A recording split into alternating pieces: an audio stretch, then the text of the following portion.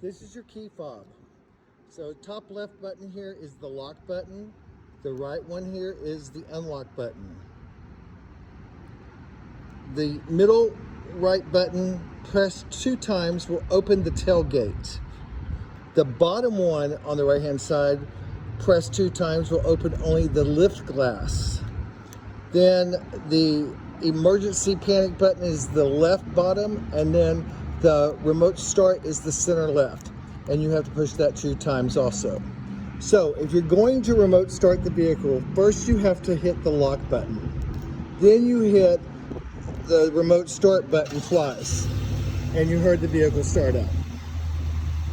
Now when you're in remote start, there's limited functionality inside the cabin. That's to protect you from having your car hijacked from you or carjacked from you in the event that you don't make it out to it fast enough. Okay, so the vehicle will not go into gear, will not move until you are in the vehicle with the key fob and you press the start stop button.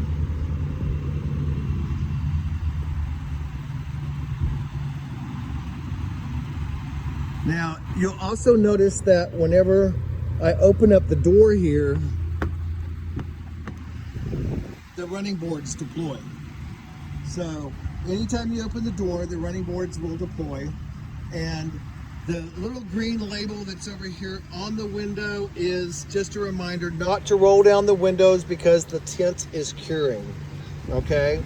But over here on the door, you have your lock and unlock button.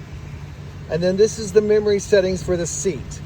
We'll go over that in a few minutes. Window controls, mirror controls. The left one locks windows from being opened in the vehicle from the other doors. This one folds the mirrors in. And then these are directional, left mirror, right mirror, and the controlled joystick there for that. Now, we're still in remote start mode. And you'll notice that the dashboard is kind of dark. And so when I press the start button, which is right here, you'll notice the dashboard then comes alive. And the radio's on and blasting also. So there's your steering wheel, gear shift control, and the infotainment system. Now down here is your AC controls and the radio control, as well as wireless charging for your cell phone, some USB ports, a 12-volt port, cup holders, and then your console. The box inside the console is the wireless headphones for the rear seat entertainment system. Okay, then up top are controls for the sliding center console, as well as the sunroof, garage door opener, OnStar. Okay, so the very first thing that I want you to do when you get into your vehicle is I want you to set your seat and your mirrors so that we can program your memory setting button to go with your fob. Now over on your seat control, you have this slides it forward and backwards. It also raises it up and down. This reclines, and then this one is lumbar support. So if you set your mirrors, you push the left button here and then the directional control, and then you can do the same thing with the right mirror. Once that's set, then make sure your seat is in the right position, and then depending on which key fob you're using, you have them numbered 1 and 2. You're going to press the set button once and you'll hear it beep, and then you're going to press and hold the number 1 or 2.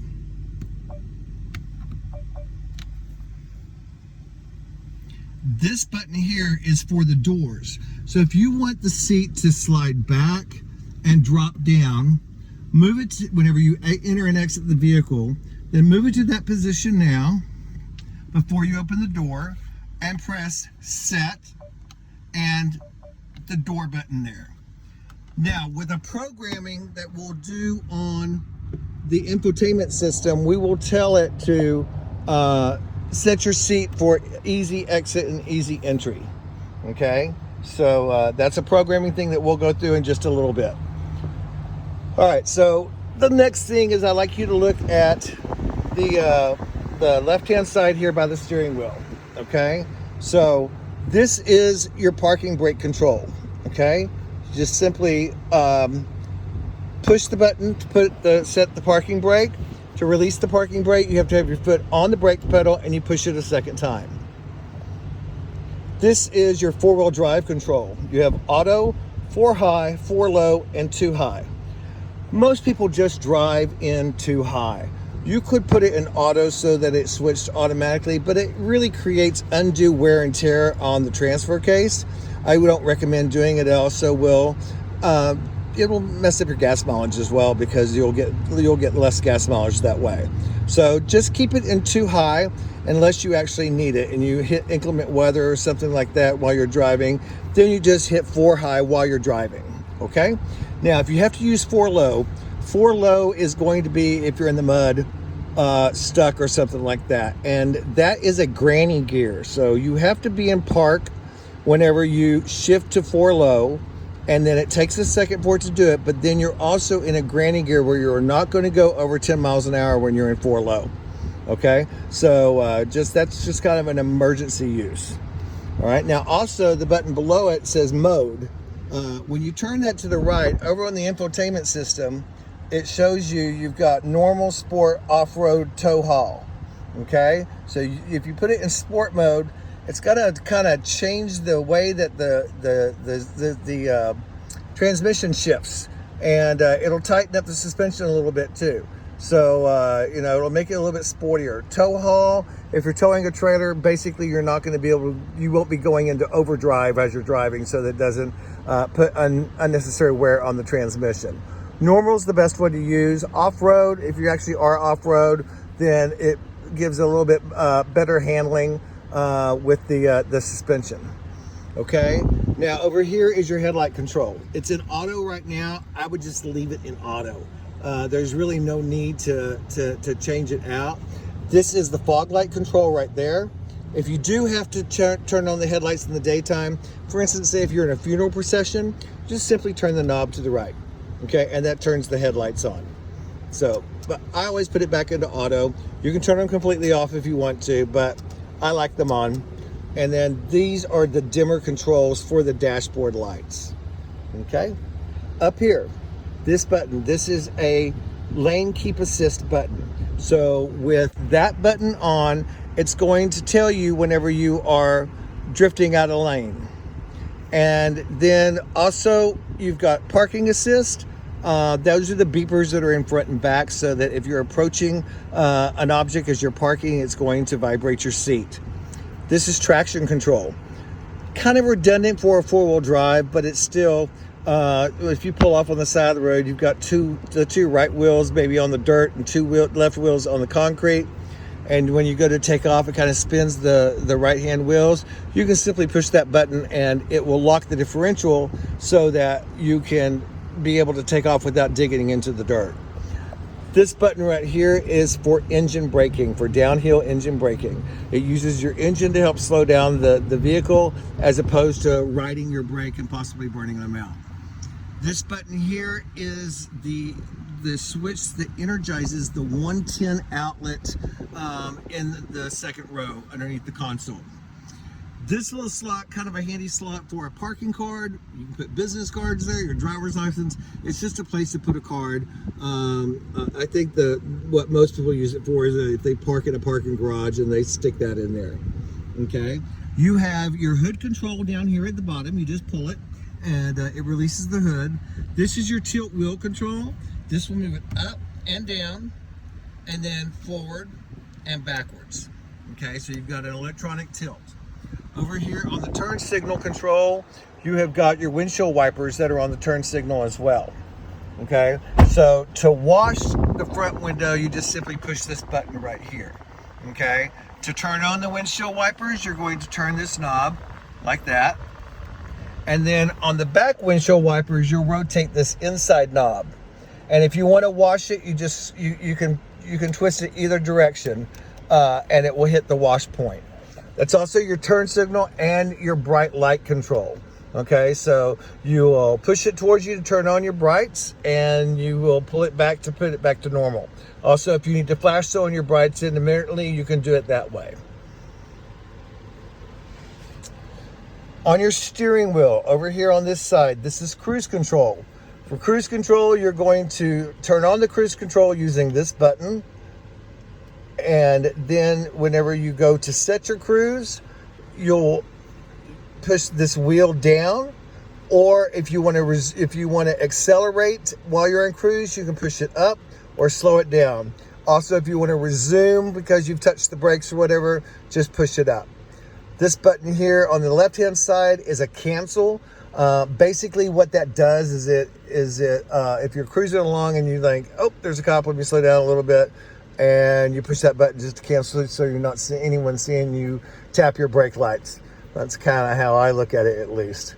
This button right here is the gap adjust. Your cruise control is an adaptive cruise control. So you'll notice when I push this button on the display here, I'm pushing it multiple times, and it adjusts that gap distance on how close it's going to follow a vehicle when you're in adaptive cruise control. And where that is beneficial is that if you hit traffic, then the vehicle will automatically slow down for you. And it will also, if your traffic comes to a complete stop, it will bring the vehicle to a complete stop as well. Okay, so it's actually a very handy little system. It will speed up, it will slow down. The only thing it won't do is change lanes for you, but I think that's probably coming next year. Over here on this button, you're going to have your heated steering wheel. If you want to turn on the heated steering wheel, you just push that button there. Okay, over on this side of the steering wheel, you've got voice control as well as telephone hang up. So you can answer the phone by pushing the top button and hang it up with the bottom button. Over on this little wheel right here, the information system that is inside the center cluster there, you can change the information that's on there. Normally it would be in that side. Come over one, you've got a timer. I'm rolling this wheel right here, and you can change the information that it shows. Okay, then if you push it one time over to the right, it tells you what radio station you're listening to, or music that you might be listening to if you're going through a Bluetooth connection. Pushing it to the right again is the navigation instructions as well as a compass. So you've got a compass in the bottom left right there, but also it'll show you the direction that you're going, and your navigation instructions, if you had any programmed in, would show up there. Push it to the right one more time, and it's going to give you your phone call information if you're using a phone, or it shows you who's calling. Most people, and I'm going to take it back to the far left, just sit with the speedometer there in the digital speedometer mode. And there you'll see that it's also got that white square with the dashes. That's a speed limit sign. So many of the roads have the speed limit transmitted through the GPS and through the navigation. So it'll tell you the speed limit of the road that you're on. I think maybe in some backwoods areas it might not be available, but in most metropolitan areas it is there. On the back side of the steering wheel are buttons to control the radio, and these are right here. Okay, and there's one on the other side as well. The one to the right control the volume. The one on the left controls the channel changing, and up and down, top and bottom button. Okay, over here to the right of the steering wheel is what we call the prindle. That's your gear selection. So you've got park, reverse, neutral, and drive. To be able to go into a reverse or drive gear, you're going to pull on the button with your foot on the brake. Okay, that put it in reverse. Okay, and you'll notice it also popped up the backup cam. If you want to go into drive, you'll pull it to go into D. Okay, and then park or neutral. So your low gears, you can push that button and then hit neutral and then park. Okay, so now over here, I'm going to start from the bottom and work my way up. Okay, you've got your cup holders. This is your wireless charging right here for your cell phone. All you have to do is lay it down flat onto the surface, the back side down, and it should charge your wireless capable phone if you have one. Okay, You have a USB-C, a USB-B, and a 12-volt outlet right there, like a cigarette lighter. There's also an SD card in this slot right here. Do not remove that. That is your navigation maps, and your navigation will not work without it. Okay? Now, over here, these are the air-conditioned and heated seats. So right there, that is for both the back and the bun warming. That's for a back warmer only, and this is for the ventilation, the air conditioning of the seats. Each button has 3 pushes to it, low, medium, and high. Okay? Same way with the heat. Low, medium, and high on whichever mode you go with. I had the air on the seat because it's hot here today. Okay? Then it's the same way over on the other side, except in reverse. The AC version is always on the inside of the cluster, and the heated is on the outside. Okay? Now, this is your rear window defogger. This is to quickly defrost the front window. Okay? You can go to max AC by doing the recirculation right there, and AC is on. You can control the direction of where you want the air coming out. Most people will simply sit here and push the auto button, and then, of course, it was on low, so it's going to be max blowing out. But setting it on 70 is a comfortable level. You can manually control the fan speed with this button right here, and then also pushing that will turn the system completely off. Okay, I'm going to turn it back on because it's hot here. Okay, now, and I want the fan down so it doesn't make up noise on you. Okay, now up here, if also with this auto button, you have a sync button over here. So you've got dual zone climate control. With the dual zone climate control, if you've got a passenger that doesn't like the temperature that you've got it set at and they want to change theirs, all they have to do is come over here and turn the knob to whatever setting they want. Okay, now that's fine, and it will stay that way until you change it. But suppose you get in your vehicle and you got to go somewhere and you're feeling like your temperature is not right. It's probably because they've got theirs cranked up over there. When you're driving, all you have to do is hit your sync button right there, and now you have full control of both sides at the same time. All right. Now this button down here controls the rear AC.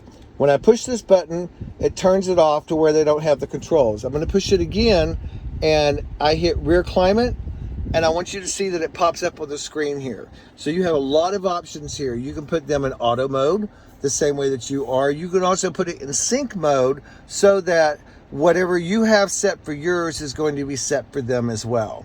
Now, if you have kids or grandkids that like to play with the buttons and you don't want them to play with them, hit that lock button right there, and then they will not be able to use the rear controls back there to be able to change the temperature.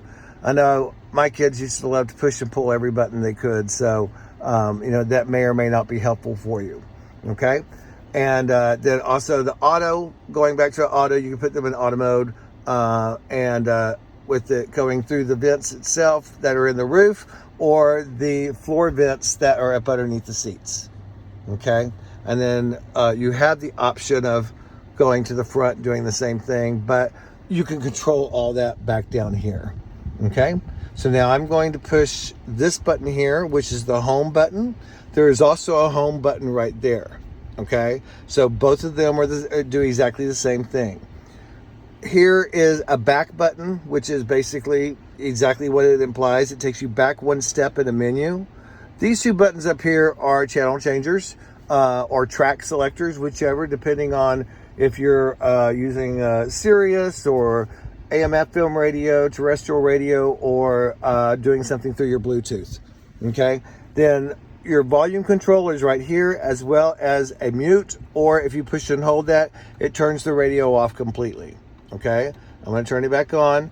This button is a select button. You see the check mark, and then the volume is controlled by turning this dial, and the tuning is controlled by turning that dial. And you can also move your menus. Notice I went that way, and I'm just turning it.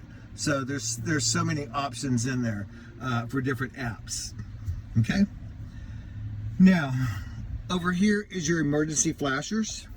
There's also this little compartment right here. You pinch this together, and that's going to slide this open. I'm not sure what they built that for, you know, but I suppose someone would keep maybe cigarettes or chapstick or whatever, depending on whatever their lifestyle was. Okay, so now I'm going to push this home button right here, and that takes us to the main menu. Okay, so for the audio, one of the things that I want you to do is I want you to set your radio stations. Okay, so if you push the audio button, it's going to bring you into wherever you last left. I'm in FM. I like country music, so that's what I generally listen to in the vehicles whenever I'm in them. So if I want to program this radio station that I have dialed in, all I'm going to do is in this top 5 right here, and then push that arrow. There's 5 more settings for a total of 10. Those are your presets. All I'm going to do is push and hold that. And now it says 92.9 saved as a favorite. Okay. Likewise, if you have Sirius radio. Welcome to Sirius XM. Yes, it's all you'll ever need to hear everything you want. And so we have, say I want Sirius hits, today's pop hits number 2. Okay. So that's selected. And then I can push and hold the preset there too. Okay. Now, what I like about the presets is that you don't have to be in the specific band that matches the radio station that you've gone to. Right now, we're in Sirius. If I touch this 92.9, it automatically takes me back to FM radio. Okay. Now, also you've got HD radio. HD radio is kind of some hidden radio stations that are within some of the more popular radio stations. For instance, this is 93Q Country here in Houston, HD1. But if I push this button here, it takes me to HD2, which is a totally different programming. It's an older country. And then if I push it again, it takes me to a Spanish station. So I mean, it's just kind of hidden radio stations. I'm going to take it back to where I had it to begin with at 92.9, which is the first one. Okay, you don't have to use the HD radio. You can turn it off by pushing the HD radio button, and then when I push that button, it's going to simply roll to the next station. Okay, but it's kind of cool having some extra stations that you don't know about. I kind of like it. So I'm going to go back to the home screen here, and then I want you next to set up your phone. Okay, so you're going to push the phone button there. You're going to push connect phone, and then add phone. Then you go to your phone and look for the Bluetooth settings, and you're going to be looking for My GMC. And when you push that button, then when you select My GMC, it's going to pop up a 6-digit code. Make sure it matches the one on the dashboard. If you want to use Apple CarPlay or Android Auto, then go ahead and answer the questions on your phone and the display telling you to allow access to it. Okay? Now, I can't go any further because I'm not pairing a phone, and I'm not going to pair my phone to your car. So, but I think you understand the gist of it. Okay? So I'm going to hit cancel right there, and I'm going to go back, and I'm going to hit the home button again. Now, navigation, you can go to navigation directly from this screen, or you could also, at any point, say we go to our home screen, and you've got this up, this button right there, that green arrow right there will take you directly to navigation. Just like this one will take you to music, that one will take you to phone, that one will take you to the climate control. Okay? You go to the navigation, and you would, if you wanted to go somewhere, you would push this right here, and it's going to give you a place to enter the address. You're going to type in the address and then hit search and go. So I'm going to just put in a random address.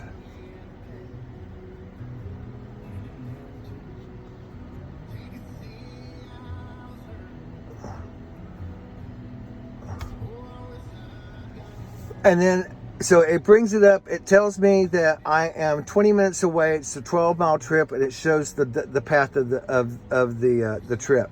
So if I want to go, I'm going to touch go. And now the new destination is started. It's going to give me that turn-by-turn directions. Okay. Then back over here, if you'll notice too, we talked about the turn-by-turn directions can show up here whenever this is enabled for the little buttons here on the steering wheel. Of Going back to where the home, what I call the home screen, but you have the ability to have it there too. If you're in an area where you don't want to take your eyes off the road and go to the screen just to kind of see what your directions are. It's kind of a personal preference. Okay, back to the home button. I'm gonna push it here, and then one more time so that we can see full screen. Your Wi-Fi hotspot. One of the things I want you to do at the end of this video is I want you to do your blue button welcome call. This is critical for my Mark of Excellence certification. If you do not do your blue button welcome call, I will get a demerit, as well as I can put it, with my Mark of Excellence and possibly lose my certification. So I have to explain those situations anytime they happen. And so far I'm 100%. But I've never shipped a vehicle before and have not been there for the orientation. So please, please, please do your blue button welcome call with OnStar by pushing that green button right there. And they will come on the line and they're going to tell you that they've already received the online enrollment from me and just ask you some simple questions. And they're going to set up your Wi-Fi password for you for the Wi-Fi within the vehicle. You have 30 days OnStar that comes automatically with the purchase of the vehicle. If you choose to subscribe, they will automatically extend that 30 days to 90 free days and then start a subscription on day 91. So it's a good, convenient thing to have, especially with the collision detection system that OnStar has. In the event that you are in an accident, OnStar will come on the line and ask you if you need help. They'll automatically call EMS for you, or the police, or fire, or whatever emergency service you may need. Okay, so it's something. It's a really good thing to have, and I think that it's important that you get that. Okay, over here on settings, there's a couple of things that I'm going to preset, and I'm going to go through it with you on here. And if you see me preset something that you don't want, then you know how to get back to it. Okay, so I'm going to go to settings, and I'm going to go to vehicle. So the very first thing is rear seat reminder. It is on. Okay, basically what it's going to do is whenever you turn off the car, it's going to put a little ding, ding, ding, and it's going to flash a sign over in the information center that says rear seat reminder. Okay, so that is on. If you want to turn it off, you turn it off there. Okay, but I have it on. I don't know if you have grandkids or not, or young children, but that would be where it is. Okay, going back one, climate and air quality. So I have it programmed to automatically turn on the seat coolers and the seat heaters, as well as the defroster and the rear defroster when it detects the ambient temperature that it's needed. Okay, if you want to turn any of those functions off, you simply touch those green dots and they turn off. Okay, well, and it will also give you an explanation if you actually touch the words. Okay, but I'm leaving those on. Okay, so I'm going to hit the back button right here, and now we're going to go to collision detection systems. Okay, so your alert type, your choices are beeps or safety alert seat. You have a vibrating driver's seat that will alert you whenever it's trying to warn you about something, whether it's a parking beeper or a lane change. It's going to tell you that that you are, by shaking the seat. I like that better than the beepers, because if I've got someone riding with me and if I'm not 100% on my game driving and I drift a little bit or something and it's going to give me a vibration, I'd rather be a vibrating seat than have it announce it to all the passengers in the vehicle. It's like, oops, you're not paying attention. So, but I never do that. But so forward collision system. What this does is this has choices of having it turned off, just giving you a vibration, or a vibration and automatically applying the brakes. Okay, it is a safety feature that I'm going to leave with alert and brake, and but you know how to change it if you decide that you don't like that. Hopefully you never need it and it never happens, but it's kind of interesting whenever it does happen. If you know, suddenly someone stops in front of you, you know, the vehicle will slam on the brakes for you as well. That can sometimes be annoying if you are on the freeway and someone cuts in front of you. Sometimes it will hit the brakes for that too. Okay, whether they're slowing down or not, it's just they're in your gap zone, so it's gonna hit the brakes. Front pedestrian detection does the exact same thing, except that instead of using the camera that is up by the rear view mirror to see forward directly above, it's using infrared technology that's mounted down in the base of the grille, and that's how it goes about detecting front pedestrians, because it's detecting footsteps. Lane change alerts. So what lane change alert does is that gives you whenever you are going down the road, if you start drifting over into another lane, it's going to vibrate the seat. Okay. Park assist is the little beepers in the front and back that tell you if you're getting close to something. Okay. If you're parked near a wall, a lot of times that's helpful. Park assist with a tow bar is turned off because you're not towing the vehicle. But if you do tow the vehicle with a tow bar in the front, like behind a motorhome or something, you can turn that on. Rear park assist symbols is going to be the backup camera, where it has the little lanes and the trailer hitch line that shows you to guide you in the direction you want to go. And then the last one is rear cross traffic alert. Same premise as the front pedestrian alert. It is anything that is back there, whether it is a pedestrian, a vehicle coming down, a bicycle, anything moving on the left or the right, it's going to detect it and it's going to alert you with a vibration to the seat. Okay. Excuse me. Okay, coming up to the top here, you have a voice control button here, an OnStar button here, an SOS button here. Now, what that does, SOS, that is going to connect you with emergency services, OnStar's emergency services, and they are going to immediately dispatch the type of emergency service that you need, okay? Whether it is you personally needing the service, or if you witness an accident or something like that, you can use that SOS button to summon OnStar to contact 911 for you, contact EMS, contact police, contact fire. Just push the button and they will take control of the call with you and guide you along the way. Okay. Now, just over here, the OnStar button, this is for the welcome call we're going to do. If you need directions to, say, an airport, a restaurant, you want to know where the nearest gas station is, OnStar can help you with that. They can also help you with trip planning if you have the subscription. Okay, so just push the OnStar button, and I've even had people tell me that they've just pushed the OnStar button and started talking to the operator because they were on a long drive and they were bored and wanted someone to talk to. So I don't know if I would ever do that, but you never know. Okay, so up here, these are your map lights. Okay, they just push and turn off, and they fade off. This slide button right here, you're going to notice you've got slide sunroof, tilt sunroof. This is for the sunshade. So if you push the slide button here, push it up, the sunroof is opening now.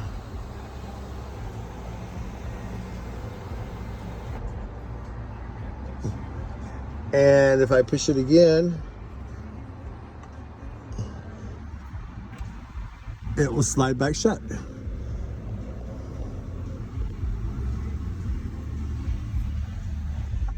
Now, this button will tilt the roof up by pushing it up, and that just kind of lets some of the hot air out. And then you can push it down again to close it. Now, this button here, this is going to slide that sunshade back. So if you really want to see the moonroof and the sun, you'll have that open. Back here, this button, push and hold it, and it's going to close that back off again. With our Texas heat, I imagine you're probably going to keep it closed most of the time, but you have the option either way. I don't know if I think you guys are probably a little bit cooler up there than we are over here up on the coast, but it's miserable here most of the time with the heat. Okay, next, this center button right here. This controls the sliding console.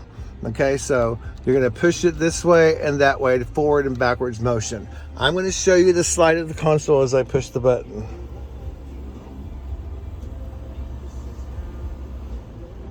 So a lot of ladies love this feature because it gives them a place to put their purse.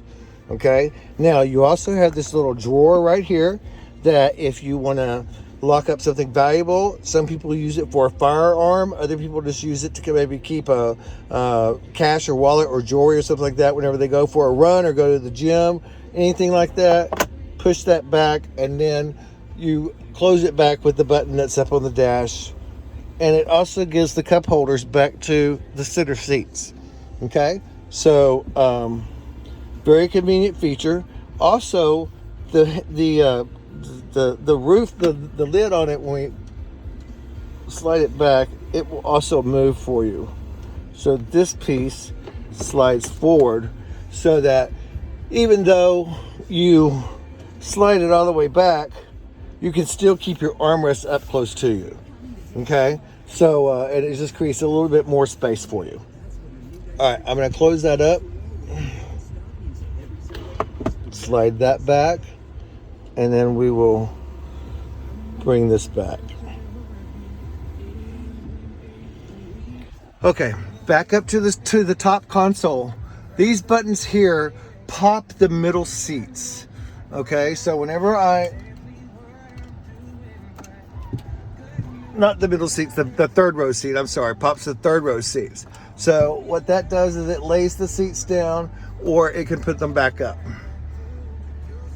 Okay. And I'll show you that process in just a moment. This one right here turns off the lights whenever you open the doors. This is your tailgate control. You see max 3/4 and off. If you want to disable remote control of the tailgate or opening it from the outside, put that in off. If you put it in max, it's going to open full wide. If you put it in 3/4, it's only going to open partially. And this is convenient whenever you have a parking garage that you're in or a carport. Okay. And then lastly is your button controls for the garage door universal remote. If you have a gate opener or garage door opener, you can program these buttons. You'll have to read the owner's manual on how to do that because it involves pushing the learn button on your garage door opener. Okay.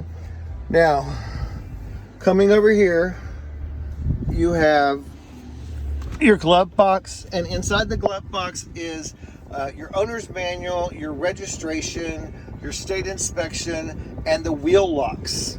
Now the wheel locks, you don't have to keep that whole package, just the top piece. Let me pull this out. So just this one right here is all you really need. The rest of these are the lug nuts that came off when the locks were put onto the wheels. Okay, but this is the one that you need.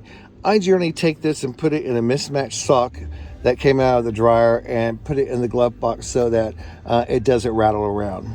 Okay, so that's what that's for, but you do have the extra lugs there. There's also a funnel in the glove box that is for if you run out of gas, you'll need it for the gas tank. Okay, you have a Bose sound system, so you've got great speakers, and I'm just gonna come around here and let you see the back. So your 3 rows. All right, and notice you've got air vents that are up in the roof. Those headrests that are in the very back, they look like they're folded down. That's there for visibility purposes so that you don't have your view blocked and just limited. So you can leave them up, you can put them down. Every time the seats fold, they're going to pop down until somebody pops them up. Okay, and the same thing is true for the second row. Okay, so that's everything on the front portion of the front seat vehicle. I'm going to end this video and I'm going to start a new one that is going to start with the second row. Okay, stand by.